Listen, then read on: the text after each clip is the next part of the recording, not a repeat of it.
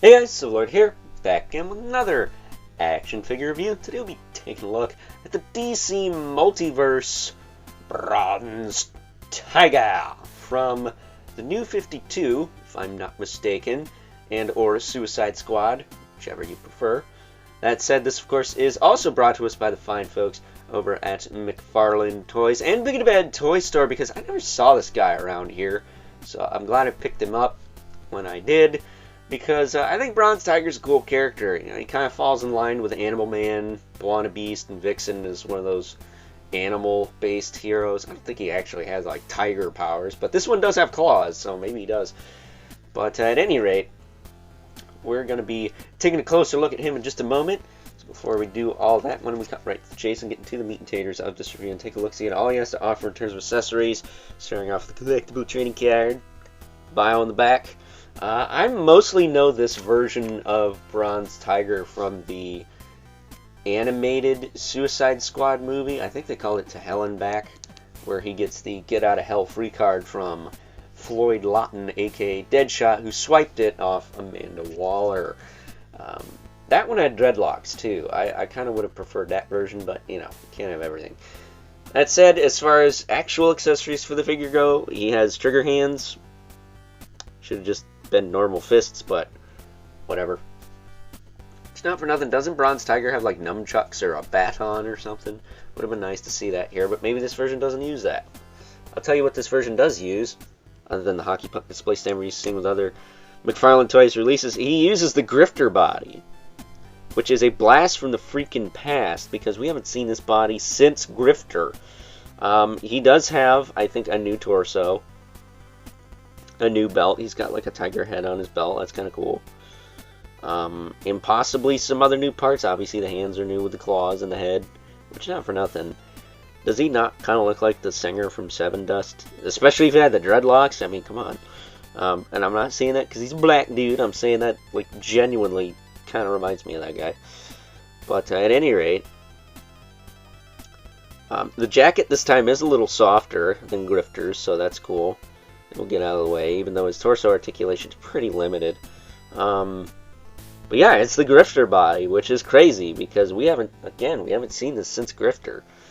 But as far as articulation goes, his head will look side to side, and that's pretty much all you're going to get. Up and down is pretty minuscule, and even tilt is pretty minuscule, unless mine's just kind of seized up.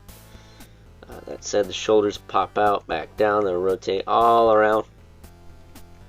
He has a little bit of play with his beautiful butterfly, which is something I forgot to mention OMAC having yesterday. He does have a bicep swivel, double jointed elbow.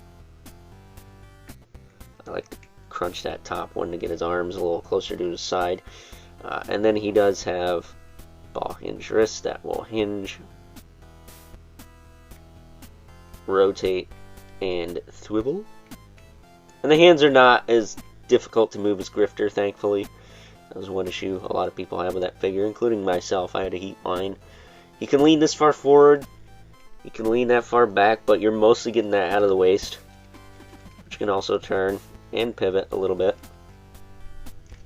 Hips will kick forward and back, and kick out, back down. He's got a thigh cut that actually works pretty well. Double jointed knee, as well as a ball hinge ankle that will rotate, hinge, and pivot with the toe joint. That is acceptable on both sides. Not too big, but not too loose. And of course he does have the peg holes. I feel like I hyperextended his leg here. Did I? Oh, I did. Let me bend that top joint on both sides. There we go. Now he's easy to stand. Easier, anyways. It's a McFarlane figure. None of them are easy to stand, let's be honest. But, yeah, man, that's Bronze Tiger in a nutshell. Not a whole lot going on with him. I prefer the classic look myself, but this one is cool in its own right. And if it's the only one we got, it's the only one we got. And not for nothing, Mattel gave us the classic one years ago, so if McFarlane wants to do something a little different, I get it, even though, you know, that Mattel one's going to be dwarfed by your McFarlane figures. Other than maybe Martian Manhunter, ironically.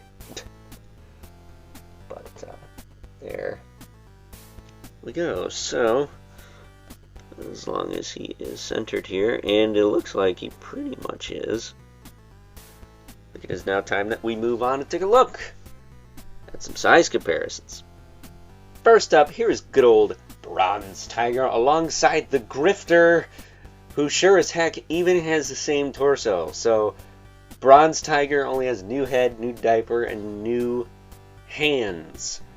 That kind of stinks, but you know, if the reuse makes sense, then by all means. I mean, Marvel Legends gets away with it on a regular freaking basis, and almost nobody complains, except me when it's that flippin' Hyperion body. Thankfully, they threw that in the river where it belongs. But, yeah, there is a Grifter, which, fingers crossed, we get a full Wildcats team at some point, instead of just him and Spartan. Still no word on when that Spartan goes up. Either way, we also have another figure from this particular wave of DC Multiverse releases, of course being the almighty Ermac, who we did take a look at yesterday, so please check that review out if you haven't already. Would really appreciate it if you did. And if you saw that review, you know that Ermac is taller because he's a robot. So getting these two out of the way so we can make way for our two regulars, the Mythic Legion's Brother Mandibolith, who wants to drop his flippin' mace. I really need to put that thing through the hairdryer freezer treatment so he doesn't do that anymore. I've just been lazy and or forgetful, so that's probably why it hasn't happened. That said, we also have the infamous 11th Spawn, who definitely in this case I would say towers over everyone. He's almost a head taller than Bronze Tiger here. Kind of strange that they're both 7-inch scale. So with that being said, I think it is now time that we wrap things up with some final thoughts.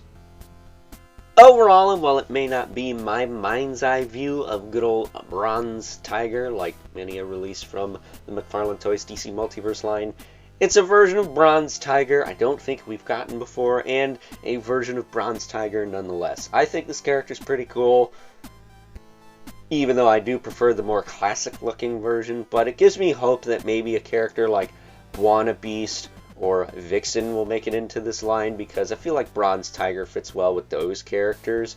I mean, we already got Animal Man, we now have Bronze Tiger. It would be nice to kind of complete the 4 animal-based heroes with Buona Beast and Vixen, but with no signs of them on the leak list, I'm not going to get my hopes up. So with that being said, hope you guys enjoyed this review. Until next time, I'll catch you guys later.